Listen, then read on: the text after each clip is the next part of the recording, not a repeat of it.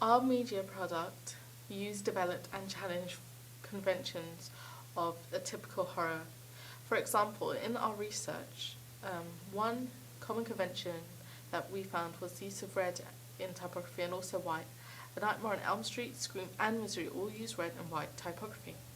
Both Scream and A Nightmare on Elm Street change from white to red to signify that there is peace, but it turns to danger and death. The Shining used an unusual font colour of the turquoise, which is not conventional. Halloween used orange to represent the time period the killings happened, which is Halloween. Orange is commonly associated with this period of time.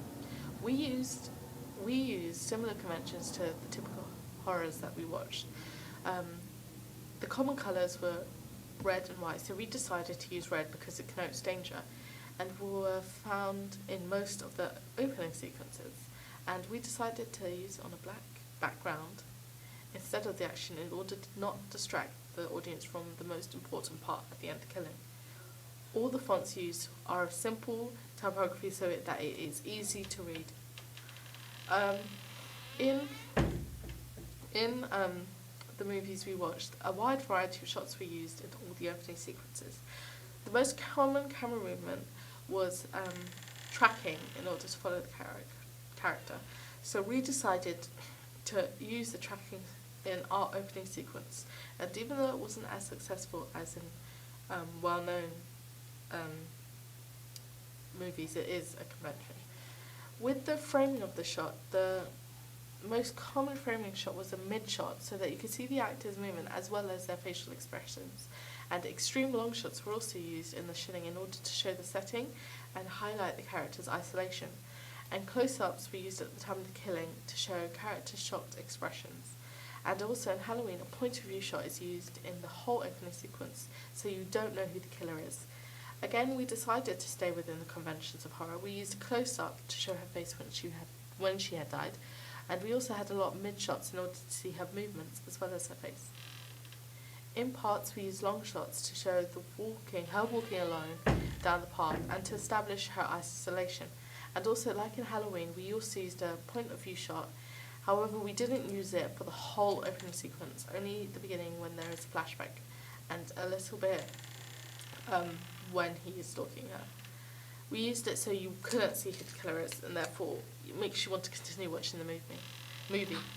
The camera angles I noticed in the horrors were high angles, and the high angles were used to show that the person is inferior. For example, in Misery and the Shining, a high angle shot was used, but to show that no one else was around, that they were inferior in a large setting, so they're more vulnerable. And instead of a high shot in ours, we decided to challenge the convention, and we used a low shot at the beginning in order to show another character's dominance.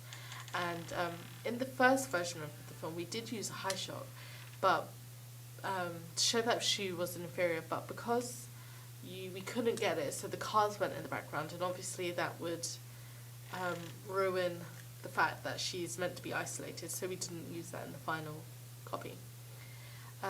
When selecting the mise en scène, we noticed that Scream and Halloween happen at night and at the home of the victim, and also the opening sequences that are in the daytime, Misery and The Shining, are set in the middle of nowhere. So we decided in ours we would go with that convention of having the killing at night and also making her seem like she is in the middle of nowhere. Another convention we noticed was that a knife was used as a weapon in all the movies. So we decided to use a knife because it is the weapon most commonly used. Also, most of the victims, such as in Saw, Nightmare on Elm Street, Scream, are wearing white or very neutral colours to show their innocence. And the white female usually has blonde hair, but we decided to challenge this convention and make our victim have purple hair. In the film it looks brown, dark. And this shows that she's a rebel, and it modernises it because obviously today not everyone has their hair purple, and not every victim is going to be blonde. That's just going with the stereotype that blondes are dumb and they end up getting killed. It's not just blondes who end up getting killed. In the opening sequences I analysed, the editing techniques that stood out was a motivated cut. It is used in order to create suspense and also involve the audience. And a match cut was also used, again, to make the audience feel like they are in the action. We used a variety of different editing techniques and decided to stay within the conventions of the horror. We used motivated cuts when the victim hears leaves crunching behind them, so we decided basically to stick within conventions. Non-diegetic wasn't used in Scream, but that was the only one that wasn't used. Every other film we researched, The Shining, Nightmare on Elm Street, used a soundtrack in order to create suspense. This shows that, even though some did, some didn't, there is not really a common convention. It really depends on what you want the audience to feel in the beginning. We decided to use non-diegetic sound at the beginning of ours, which kind of goes with convention. The music had an eerie feel, which connotes the genre of horror, and silence was generally used before the killing to create a sudden shock, when you hear the victim scream.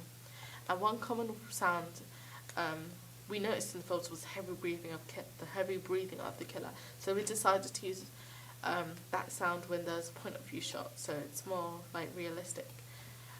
Actors' positioning movement. Well, the actors in the films we watched and researched were generally placed in the middle of the screen in order to draw the audience's eye to the middle. This means that when the killer comes from the side, you get a sudden shock, and yeah, that's convention. We decided to use this convention and try to keep the actor in the middle of the screen at all times. We retook shots if she wasn't. And this meant that when the killer came from the side, it was more shocking and sudden. And when an audience comes to watch horror, they want suspense, they want a sudden shock. So this was created by us doing that.